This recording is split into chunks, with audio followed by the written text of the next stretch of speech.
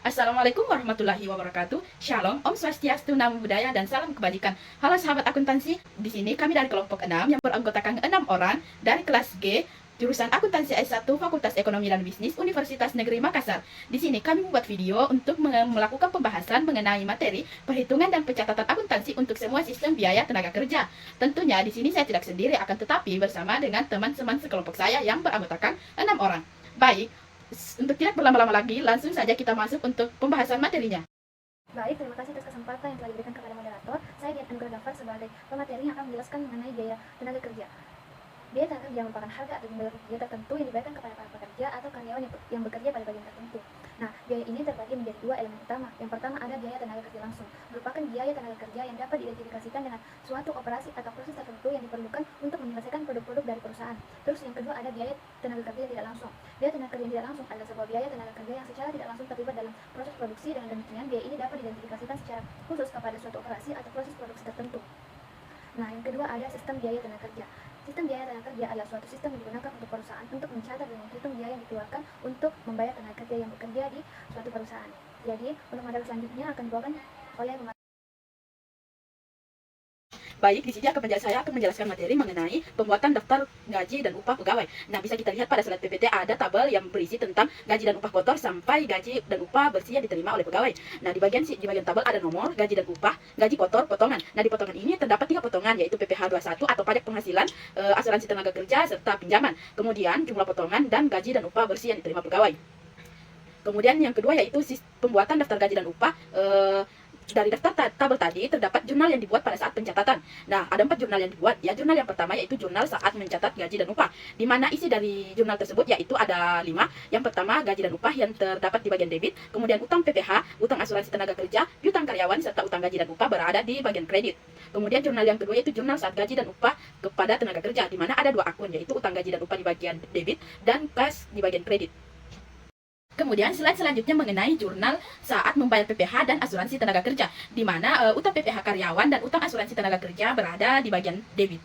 Kemudian yang keempat yaitu jurnal saat mencatat pembebanan biaya gaji dan upah, di mana biaya overhead pabrik atau biaya tenaga kerja langsungnya berada di debit, BOP sesungguhnya berada di debit, biaya pemasaran di debit, dan biaya administrasi dan umum itu berada di debit, serta gaji dan upah berada di kredit. Kemudian di slide selanjutnya mengenai proses pembayaran. Nah, berdasarkan kepada daftar gaji dan upah yang telah diperiksa, bendaharawan melakukan pembayaran gaji dan upah. Nah, membuat dan menyetujui bukti kas keluar atau cash payment voucher. Nah, para pegawai menandatangani daftar gaji dan upah sebagai bukti pembayaran. Nah, pembayaran gaji dan upah kepada pegawai diberikan secara langsung dan tunai dalam amplop gaji dan upah atau diberikan lewat transfer bank ke rekening bank setiap pekerja. Nah, bukti kas keluar bersama dengan daftar gaji dan upah kemudian dikirimkan ke bagian akuntansi biaya.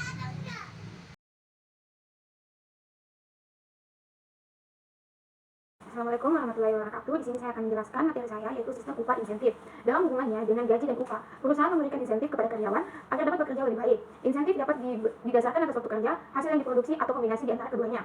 Ada 2 cara pemberian insentif yaitu insentif satuan dengan jam minimum. Karyawan dibayar atas dasar tarif per jam untuk menghasilkan jumlah satuan keluaran output standar. Untuk hasil produksi yang melebihi jumlah standar tersebut, karyawan menerima jumlah upah tambahan sebesar jumlah kelebihan satuan keluaran di atas standar kali upah per satuan. Tarif upah per satuan dihitung dengan cara membagi upah standar per jam dengan satuan keluaran standar per jam. Contoh soal yang dapat saya berikan yaitu, jika menurut penyelidikan waktu dibutuhkan 5 menit untuk menghasilkan satu satuan produk, maka jumlah keluaran standar per jam adalah 12 satuan. Jika upah pokok sebesar 6.000 per jam, maka tarif upah per satuan adalah 500. Berarti 6.000 dibagi 12, karyawan untuk yang tidak dapat menghasilkan jumlah standar per jam tetap dijamin mendapatkan upah sebesar 6.000 per jam. Tetapi apabila ia dapat menghasilkan 14 satuan per jam, ada kelebihan 2 satuan dari jumlah satuan standar per jam, maka upah dihitung sebagai berikut. Upah dasar per jam 6.000, insentif 2 dikali 500 rupiah, dalam kurung 6.000 dibagi 12 sama dengan 1.000. Upah yang diterima pekerja per jam yaitu 7.000 rupiah. Yang kedua, Taylor Differential Fixed Rate Plan. Cara pemberian insentif adalah semacam straight fixed rate plan yang menggunakan tarif tiap potong untuk jumlah keluaran rendah per jam dan tarif potong yang lain untuk jumlah keluaran tinggi per jam. Contoh soal yang saya berikan yaitu karyawan dapat menerima upah 42.000 per hari untuk 7 jam kerja. Misalkan rata-rata seorang karyawan dapat menghasilkan 12 satuan per jam, sehingga upah per satuan 5 rupiah per jam per hari dibagi dengan jumlah dihasilkan per hari 4.200, 12 dikali 7. Dalam Taylor Plan ini, misalnya ditetapkan tarif upah 450 per satuan untuk karyawan yang menghasilkan 14 satuan atau kurang per jam dan 6.500 per satuan untuk karyawan yang menghasilkan 16 satuan per jam, maka upah per jam karyawan dihitung sebagai berikut. 6.500 dikali 16 sama dengan 10.400 per jam. Sedangkan apabila karyawan hanya menghasilkan 12 satuan per jam, maka upah per jam dihitung sebagai berikut: 4.500 dikali 12 sama dengan 5.400. Bagian kedua yaitu sistem tarif per unit. Sistem ini membayar upah tarif yang lebih tinggi daripada tarif dasar apabila hasil produksi melebihi standar yang telah ditetapkan. Namun demikian, para pekerja tetap dibayarkan dengan tarif upah dasar. Sekalipun mereka tidak menghasilkan unit produk sama sekali. Contoh soal yang saya berikan yaitu PT ABC memiliki standar jumlah unit produk yang dihasilkan sebesar 15 unit per jam. Upah dasar per jam yang ditetapkan oleh manajemen PT ABC untuk seorang pekerja adalah 200. Formula untuk menentukan tarif dasar per unit adalah sebagai berikut. Tarif dasar per unit sama dengan upah dibagi standar jumlah unit produk yang dihasilkan, sama dengan 1.200 dibagi 15 unit sama dengan 80 rupiah per unit. Jika seorang pekerja menghasilkan kurang dari 15 unit per jam, maka pekerja ini tidak dapat mencapai standar unit per jam dengan tetap menerima upah 1.200 per jam. Sebaliknya, jika seorang pekerja menghasilkan 21 unit per jam berada di atas standar, maka dia akan menerima tarif upah per jam sebesar 1.680 dalam kurung 80 sapi per unit. Berikut ini adalah jumlah unit produk yang dihasilkan per jam. Dalam suatu hasil terlihat bahwa tarif upah per jam yang terus meningkat setelah produksi standar dicapai, dan sebaliknya biaya tenaga kerja menurun sampai produksi standar tercapai. Sistem tarif per unit produk yaitu di sini ada kolom yang telah disediakan: jumlah unit per jam, tarif dasar per unit, tarif upah per jam, biaya tenaga kerja per unit. Jumlah unit per jam ada dibagi menjadi 6 jam, yaitu untuk jam pertama untuk 8 jam tidak tarif dasar per unitnya tidak tercapai, tarif upah per jamnya yaitu 1.200, biaya tenaga kerja per unitnya 150. Untuk yang kedua 12 jam, tarif dasar per unitnya tidak tercapai, tarif upah per jamnya 1.200, biaya tenaga kerja per unit 100. Jumlah unit per jam yang ke-15, tarif dasar per unitnya 80, tarif upah per jamnya 1.200, biaya tenaga kerja per unit 80. Jumlah unit per jam 18 jam, tarif dasar per unit 80, tarif upah per jam 1.440, biaya tenaga kerja per unit 80. Jumlah unit per jam 21 jam, yaitu tarif dasar per unitnya 80, tarif upah per jamnya 1.680, dan biaya tenaga kerja per unitnya 80. Tarif jam per unit 24 jam, tarif dasar per unitnya 80, tarif upah per jamnya 1.920, biaya tenaga kerja per unit yang dihasilkan 80. Dan yang terakhir jumlah unit per jam 26 jam, tarif dasar per unit 80, tarif upah per jam 2.080, biaya tenaga kerja per unit 80. Itulah materi yang dapat saya presentasikan. Bismillahirrahmanirrahim. Assalamualaikum warahmatullahi wabarakatuh. Perkenalkan, nama saya Siti Hajarno dari kelompok 6 yang menjelaskan tentang sistem bonus 100%. Dalam sistem bonus 100%, standar dinyatakan dalam waktu dan kuantitas atau jumlah unit keluaran output. Tarif upah standar per unit dalam bentuk uang diganti dengan jumlah waktu standar yang dikenakan apabila untuk menyelesaikan suatu pekerjaan atau unit produk apabila seorang pekerja menghasilkan sejumlah produk dalam waktu standar atau kurang. Contoh soalnya yaitu PT XYZ memiliki jumlah produksi standar sebesar 10 unit per jam atau 800 unit untuk 40 jam kerja dalam seminggu. Tarif upah per jam dasar per jam untuk seorang pekerja adalah 1.000. Jika seorang pekerja dalam seminggu bekerja dalam 40 jam dan menghasilkan 600 unit, maka pertama kali kita harus menghitung rasio efisiensi dari pegawai ini. Rasio efisiensi diperoleh dengan cara membagi jumlah unit yang dihasilkan oleh pekerja dengan jumlah unit standar. Dalam contoh ini standar per minggu adalah 800, sehingga rasio efisiensi pegawai tersebut sebesar 0,75 600 per 800. Rasio efisiensi di bawah 1 menyebabkan pekerjaan tersebut hanya menerima sebesar tarif upah dasar per jam sebesar 1.000 tanpa menerima bonus. Jumlah upah yang dibayarkan untuk pekerja tersebut adalah tarif upah yang dibayarkan sama dengan tarif upah dasar kali jumlah jam kerja sama dengan 1.000 kali jam kali 40 jam sama dengan 40.000. Pegawai yang lain dalam satu minggu menghasilkan 1.000 unit dalam 40 jam. Tarif upah dasar untuk pekerja ini adalah 1.600 per jam. Rasio efisiensi untuk pekerja ini adalah sebagai berikut. Rasio efisiensi sama dengan jumlah unit aktual yang dihasilkan per jumlah unit standar sama dengan 1.000 unit per 800 unit sama dengan 1,25. Tarif upah per jam untuk karyawan yang memiliki rasio efisiensi di atas adalah sebagai berikut. Tarif upah per jam sama dengan tarif upah dasar per jam kali rasio efisiensi sama dengan 1.600 kali 1,25 sama dengan 2.000. Jumlah upah yang diterima oleh pekerja ini adalah upah yang diterima kerja sama dengan tarif upah dasar per jam kali rasio efisiensi kali jumlah jam sama dengan 1.600 kali 1,25 kali 40 jam per 80.000. Sistem bonus kelompok yaitu setiap pekerjaan dalam regu atau kelompok menerima pembayaran tarif per jam yang biasa berlaku untuk jumlah produksi yang melebihi standar. Jika jumlah unit produksi yang sesungguhnya lebih besar daripada jumlah produksi standar yang diperkenakan, maka hal ini yang dipandang sebagai penghemat waktu yang diupayakan oleh regu atau kelompok. Contoh soalnya, suatu regu atau kelompok yang terdiri atas 5 pekerja mengoperasikan mesin yang besar dan mahal pada PT EFG. Tarif upah per jam adalah 2.000 untuk setiap pekerja dengan jumlah adalah 8 jam per shift. Jumlah produksi standar adalah 40 unit per jam atau 320 unit per shift. Bonus dihitung per hari dengan tarif dengan 2.000 untuk setiap jam dari waktu yang hemat. Pada suatu hari, kelompok kerja ini menghasilkan unit yang sesungguhnya sebanyak 280 unit selama 40 jam. Berapakah jumlah penghasilan yang dibayarkan untuk kelompok pekerja ini? Jawabannya itu jumlah penghasil yang dibayarkan untuk kelompok kerja ini adalah sebagai berikut. Jumlah standar unit pekerja sama dengan jumlah produksi standar per jam atau jumlah pekerja. Sama dengan 40 unit per jam per 5 orang. Sama dengan 8 unit per jam dan 8 unit per jam dan pekerja. Jumlah jam standar unit aktual sama dengan jumlah unit aktual per jumlah standar unit pekerja.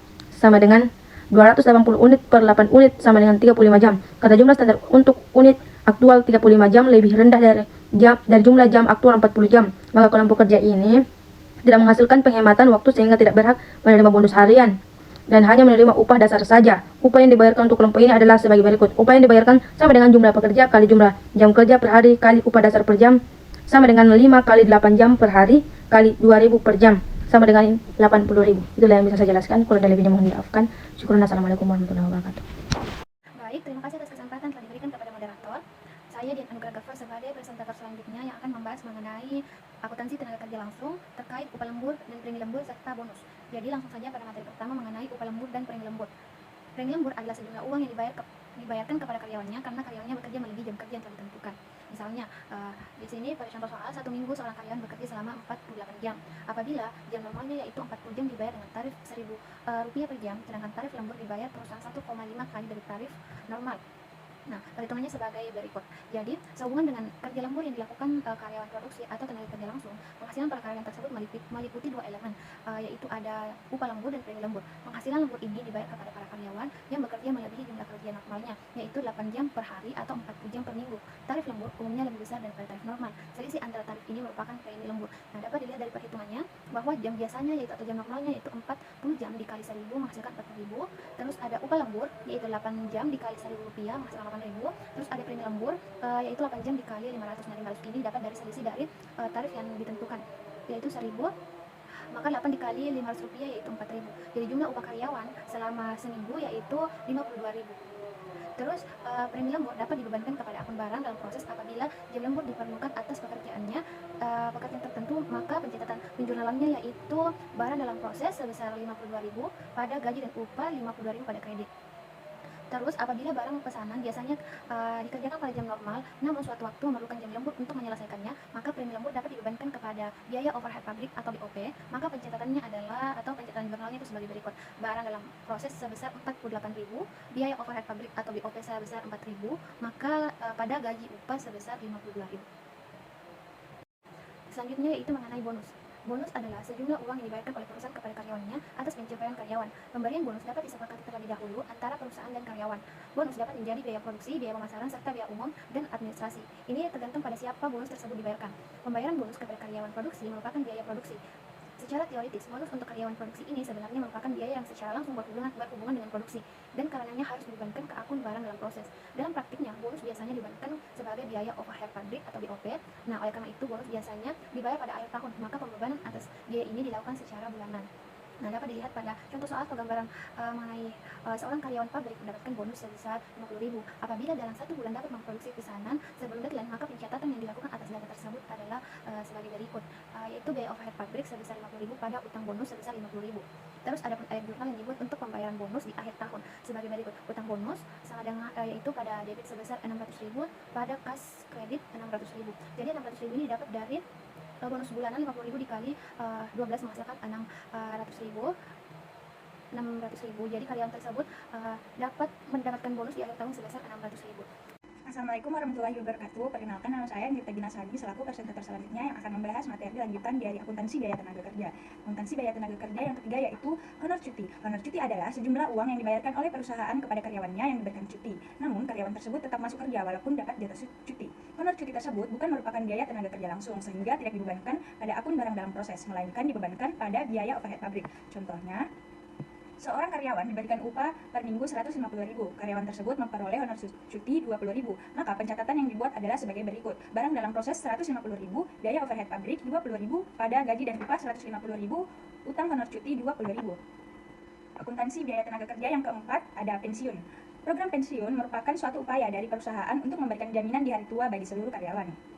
Untuk melaksanakan program kesejahteraan dalam bentuk jaminan penghasilan di hari tua atau pensiun tersebut diperlukan sebuah dana pensiun. Proses pembentukan dana pensiun ini dapat berasal dari para karyawan atau dari perusahaan. Dana yang berasal dari perusahaan merupakan biaya bagi perusahaan atau sebagai biaya pensiun. Biaya ini merupakan elemen biaya tenaga kerja yang penting dan dipengaruhi oleh beberapa faktor. Yang pertama yaitu jumlah karyawan yang akan pensiun dalam 1 tahun.